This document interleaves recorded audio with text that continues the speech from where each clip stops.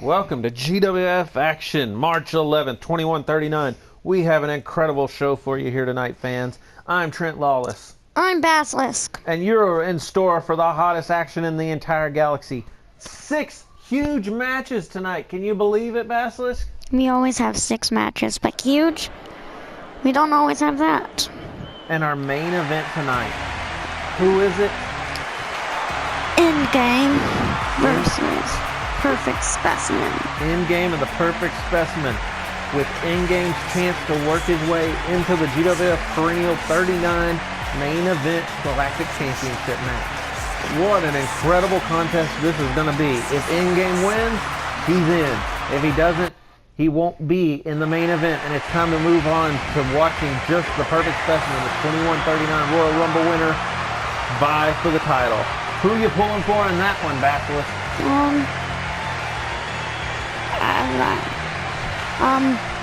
Endgame.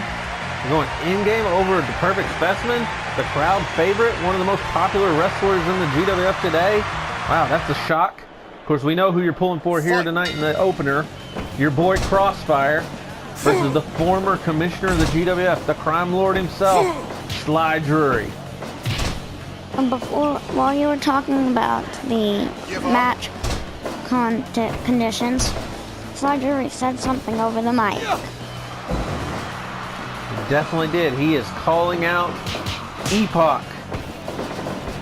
The two have had an issue since Epoch returned to the GWF, and it sounds to me like Sly Drury is going to answer that challenge post-match tonight. All he's got to do is get through Crossfire, but I think we can both agree that's not going to take much, right? No. Oh, wait, I forget. You're a card-carrying fan of Crossfire. The good guy, the nice, flippy, dancy guy.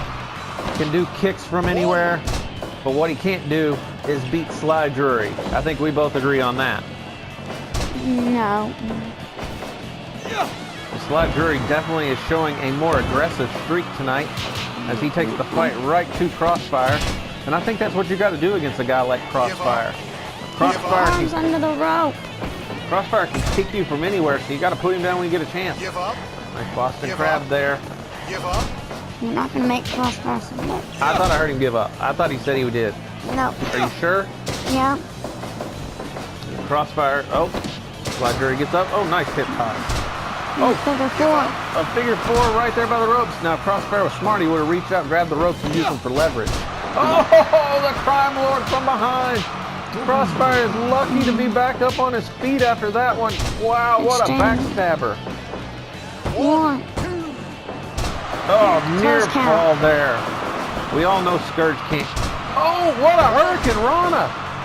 Into a pin. And then elbow. Scourge has one of the slowest counts in wrestling history. No question about that. Oh, what an incredible move there.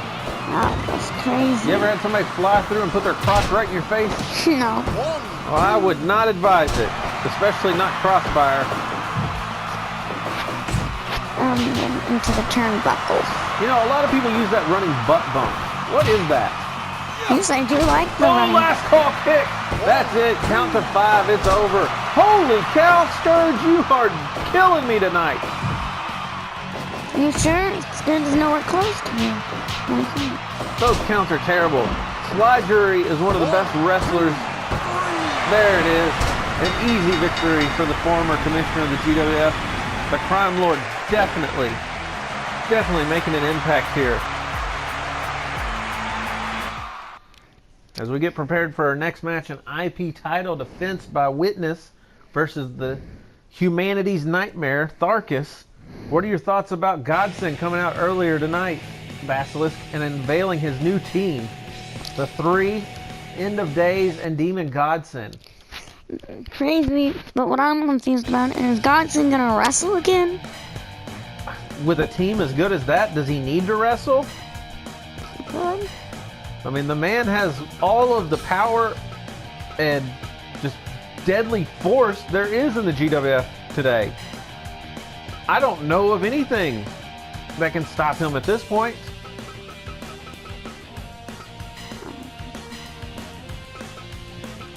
So, Witness versus Witness versus Tharkus. Tharkus. I don't think there's any force in the GWF that could possibly stop Godsend, except maybe the Ethereans. Overmaster, the Minister of War, the Minister of the GWF, the Gladiators, OT, and Burning Man, of course. Mm-hmm. You think they can stand up to Godsend's new evil alliance he's put together?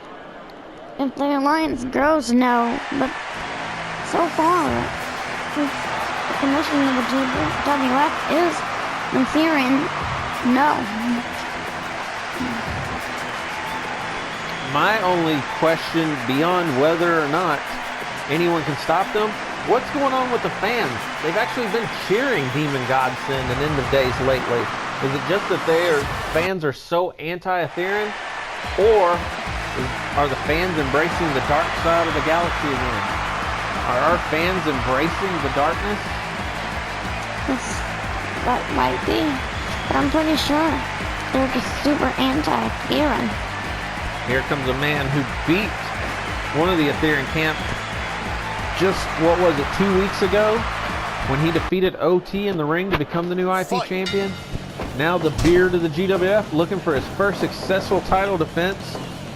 They'll have his hands full with Tharkus, who has not had much luck winning, but as you can already see, he's got the size advantage. He's definitely got a strength advantage, wouldn't you say? Yeah, but has Tharkus even won a match?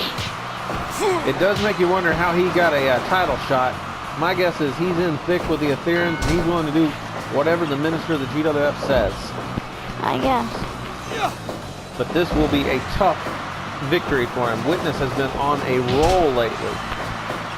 Mm-hmm. If he could only shave that stupid beard, he might actually get some fans.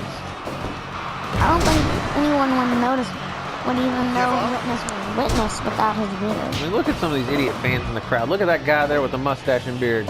You know he's cheering for Witness. He had to put his arms down the whole match.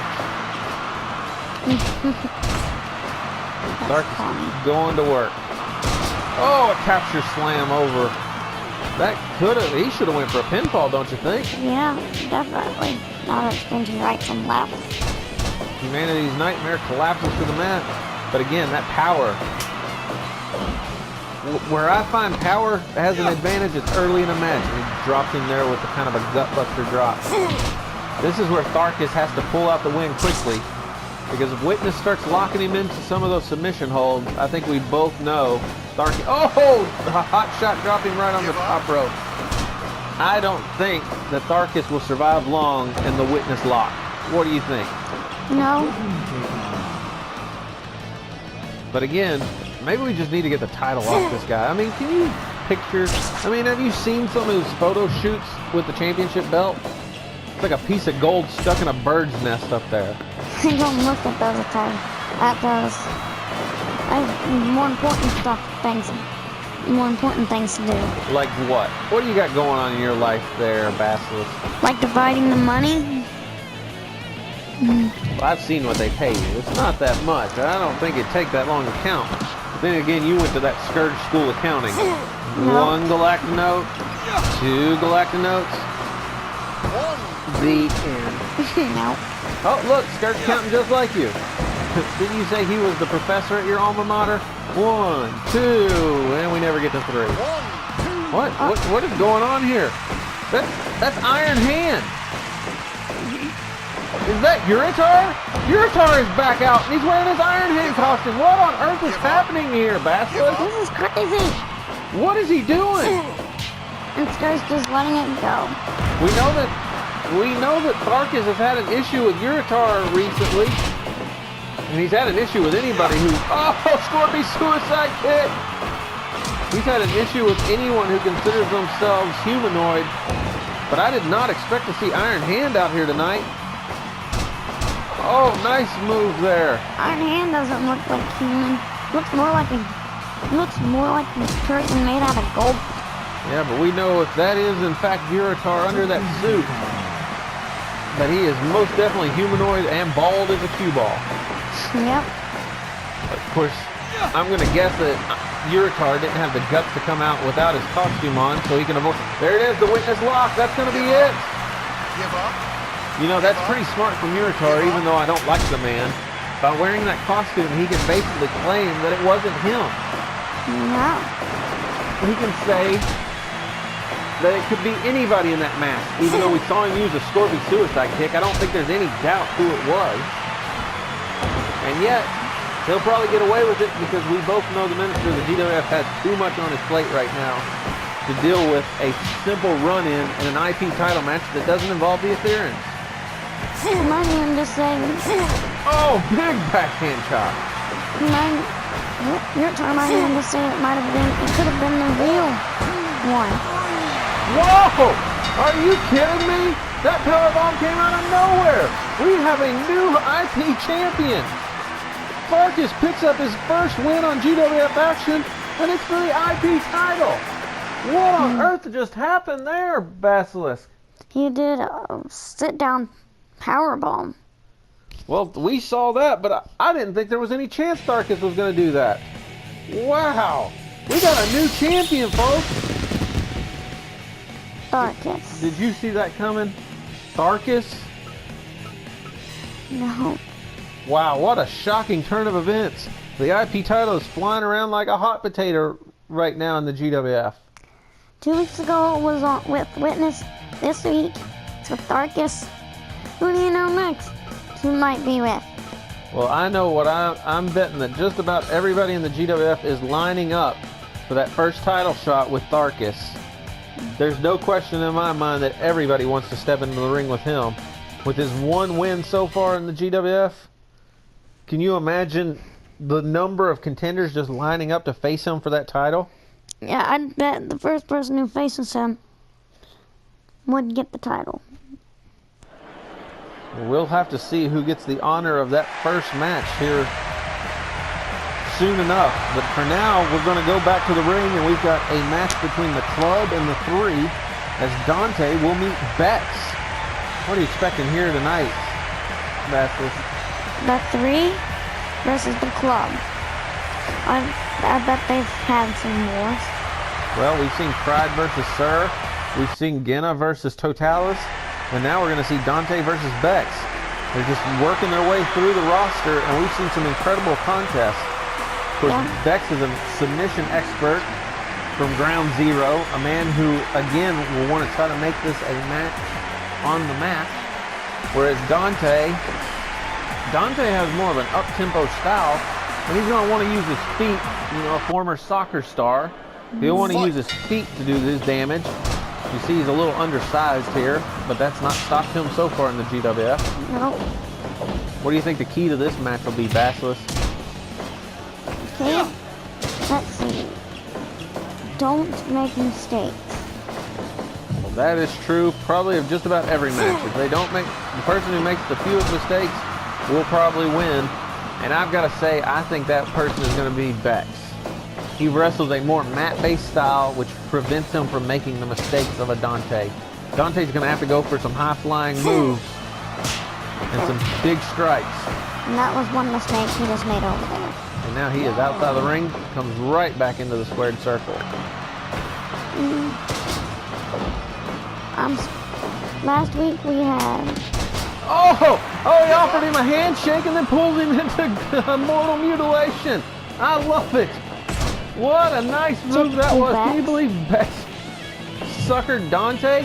Dante fell for it. What an idiot. Stupid. And of course, we know Bex has the entire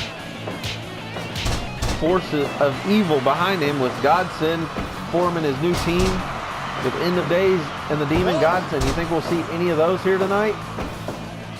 No. We've already seen them come out to the ring once. But could it be that we'll see them actually step into the ring and interfere in this one? We know the Club has no problems interfering in each other's matches. They did several times last week. Definitely. And of course, we haven't talked about it for a minute or two, but I don't want fans to forget in our main event, Endgame versus the Perfect. There he is. There's the Club. There's a Club member, Totalis. Of course, Stern is not going to do Why anything. is the commissioner just letting this happen? I don't understand this. The club is just running roughshod through the entire GWF right now, coming out whenever they feel like it. Bex is fighting them off, though.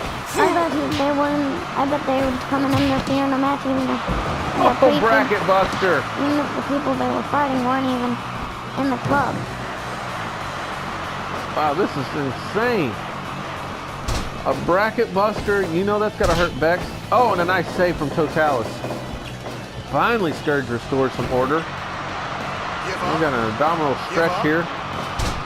Something's got to be done about this club. They can't just keep running down to the ring and interfering whenever they feel like it. It's too close to the ropes. But as I was saying before, Totalis' interference, oh, what a vicious enziguri kick to the side of the head. In-game versus Perfect Specimen. If in-game wins, we've got a triple threat main event at GWF Perennial 39. Oh, look at that! Oh, he sliced in. He might rip that knee apart. Either way, it doesn't matter. Heaven slam! Perfect Specimen is still getting the match. A roll up. Oh, a near fall. The Perfect Specimen has nothing to lose, but in-game has everything to gain in our main event. The only thing that I would worry about if I was the Perfect Specimen, it's harder to beat 2 men than it is to beat 1. But on the other hand, if in-game is in the match, that gives Perfect Specimen somebody else to pin. Then all he's got to do is let Monolith do all the dirty work. Oh, nice neck breaker. Monolith does all the dirty work, and then Perfect Specimen sneaks in. While Monolith's back is turned, and maybe 3 seconds later, he's the Galactic Champion without ever pinning the actual champion. Oh, nice roll up, and I think he just surprised Bex with that one. He's definitely won. Dante, another big win. Dante has been on fire. The club has picked up some momentum of late, but Dante really has been the man of the group. Could we see him challenging Tharkus in the very near future? He's got to be considered one of the favorites, wouldn't you think? Yeah.